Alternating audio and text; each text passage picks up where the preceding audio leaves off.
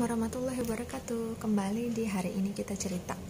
Kali ini aku mau nyeritain soal pengalaman aku ta'aruf. Nah, setelah perkenalan, yang ketiga adalah nador. Jadi kita tidak bisa menilai sepenuhnya hanya lewat chat. Nador pun tidak boleh berduaan. Saya yang mengajak nador terlebih dahulu.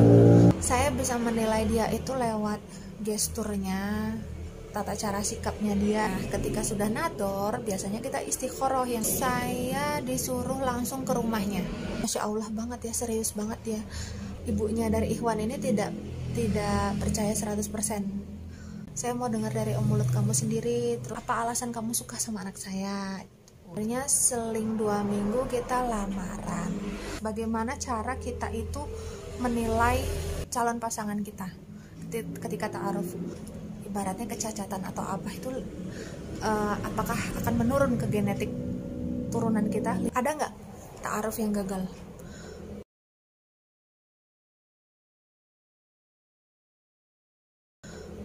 Ta'aruf yang gagal itu banyak, ta'aruf yang salah pilih itu banyak juga gitu.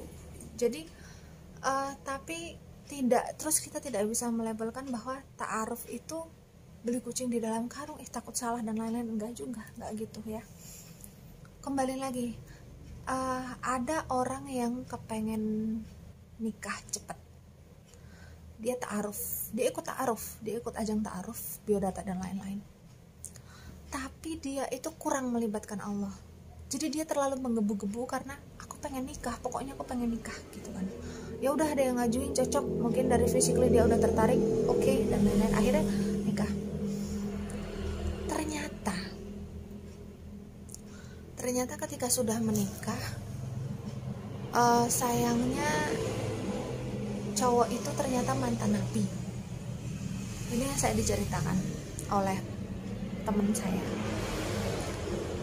Dia orang yang kurang setuju dengan ta'aruf waktu itu karena melihat proses saya. Tapi dia bilang, aku takut mbak, katanya itu, aku takut seperti temanku. Dan akhirnya rumah tangganya berantakan, runyam, katanya kayak gitu kan. Dan dia menyesal, tapi gimana dong kalau karena dia mau, nggak mungkin dia pisah gitu aja kan, pasti berat kan, pasti dia akan berjuang untuk merubah pasangannya itu, suaminya itu. Nah, ketika teman saya melihat proses ta'aruf yang saya jalanin, ternyata dia ada ketertarikan juga bahwa kayaknya aku mau nyoba deh mbak, ta'aruf yang versimu itu seperti itu gitu kan. Kamu aja nggak gagal, kenapa enggak gitu. Karena jujur aja, yang ngajuin ke saya itu ada 10 ikhwan sepertinya, tapi nggak berturut-turut ya, setiap bulan ada yang mengajuin. Dan saya pengen banget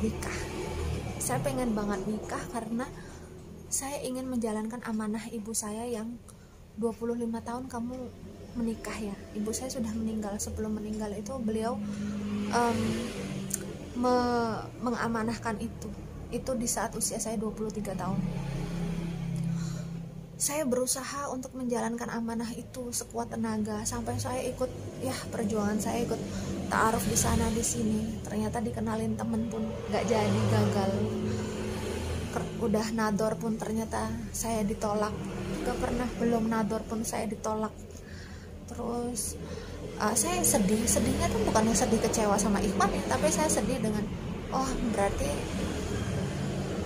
ini belum jodohku, berarti belum waktunya gitu. Sedihnya tuh karena kita nggak mungkin udah suka sama Ikhwan tersebut, karena toh kita belum pernah bertemu, belum kenal sama sekali kan. Jadi ketertarikan untuk ke beliau itu indahnya ta'aruf tuh sebenarnya itu, karena nggak sakit ketika kita tidak jadi, batal gitu. Paling hanya kecewa yang belum waktunya nikah lagi gitu.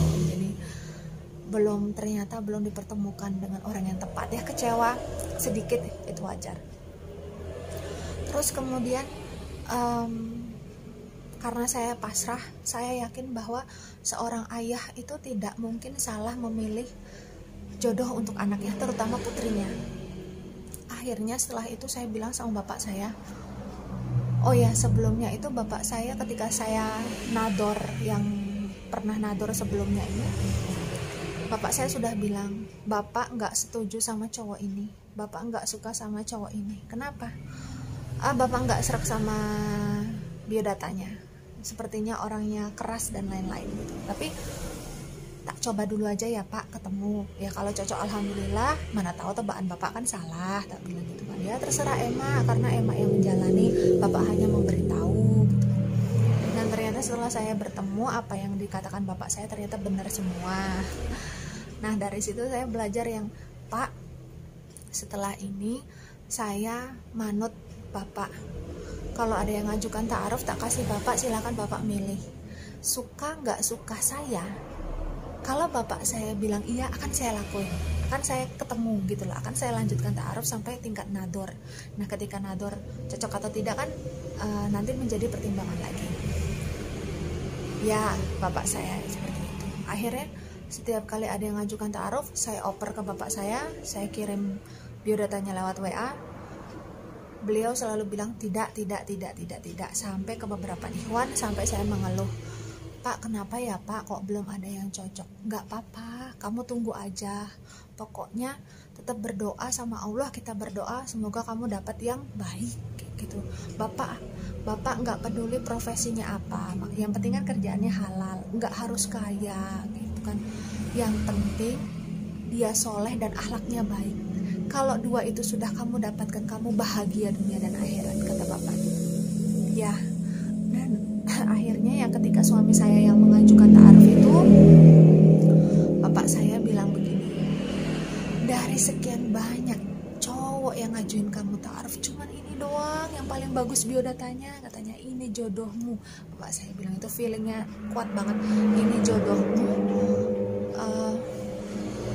Ya pokoknya itu dijalanin dan ternyata prosesnya tidak ada hambatan sama sekali. Nah jadi itu ya, aku juga dapat pengalaman dari orang-orang sekitar aku yang dia disakitin sama cowok, pacaran bertahun-tahun gitu kan, terus dia dihianatin kayak gitu aja, giliran kenal sama cowok baru kenal hitungan hari, dia udah nekat nikah. Ternyata ketika sudah menikah dia menyesal, ternyata kok begini ya rumah tanggaku, kok begini ya ternyata suamiku, dan lain-lain. Oh iya, pengalaman teman saya juga, dia juga ngalamin yang ta'aruf. Jadi cowok itu boleh kok ngelihat tangannya, telapak tangannya gitu kan, ada cacat atau tidak.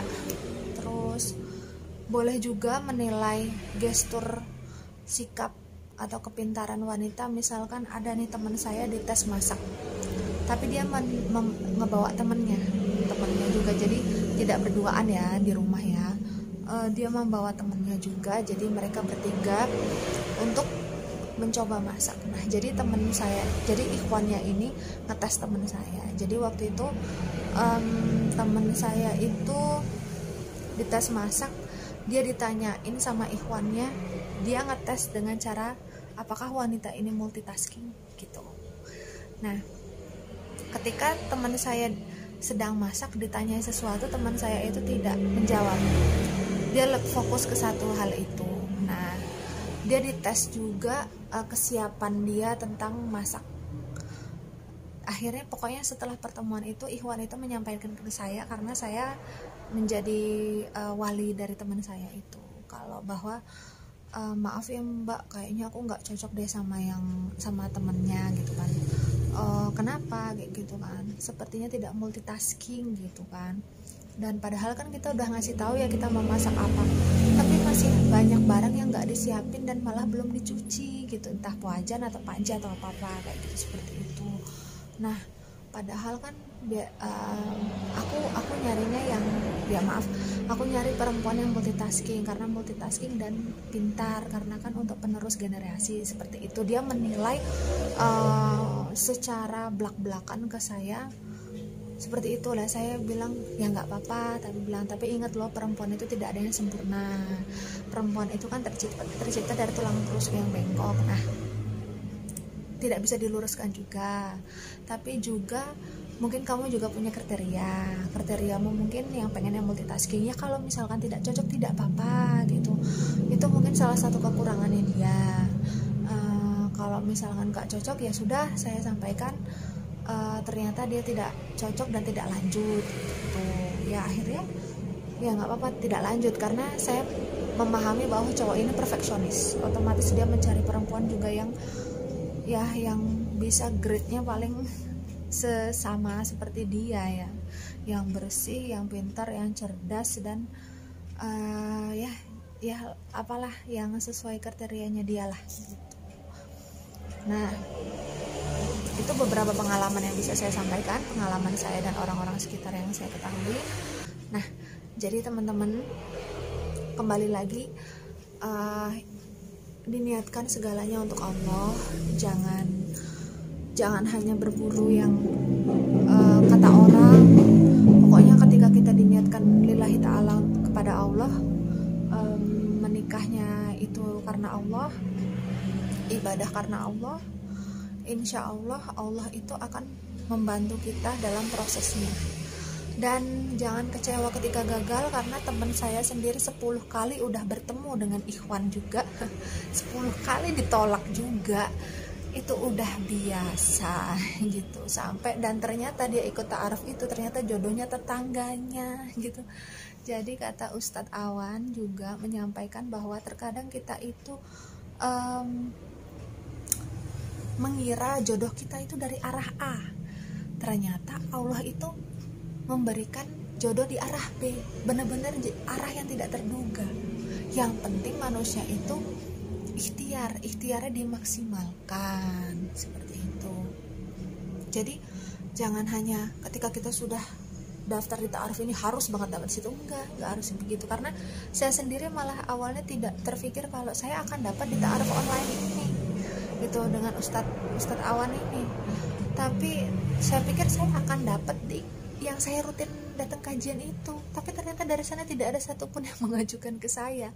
Ya 1000 banding berapa ya, akhwatnya 1000, ikhwannya 500, saingannya lumayan ketat. Tapi kan saya pikir kan, kalau rezeki ya bisa aja di sini, toh kandidatnya lebih banyak, saya pikir gitu kan. Ternyata jodoh saya ternyata malah dapatnya yang saya tidak duga-duga di online ini. Padahal saya sempat putus asa ya, kok di sini kok nggak ada yang cocok ya, kok biodatanya tuh nggak ada yang serak ya, bapak juga nggak serak kayak gitu tuh kan. Oh ternyata Allah mendatangkan lagi di situ gitu. Dan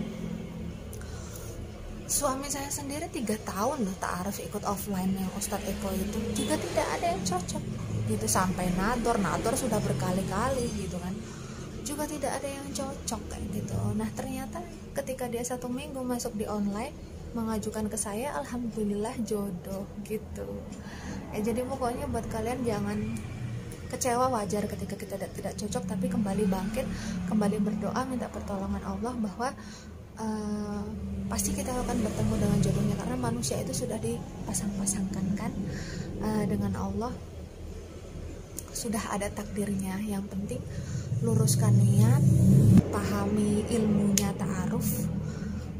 Yang pastinya ta'aruf itu cara Islam melindungi kita semua, melindungi perempuan, melindungi laki-laki, jaga pandangan.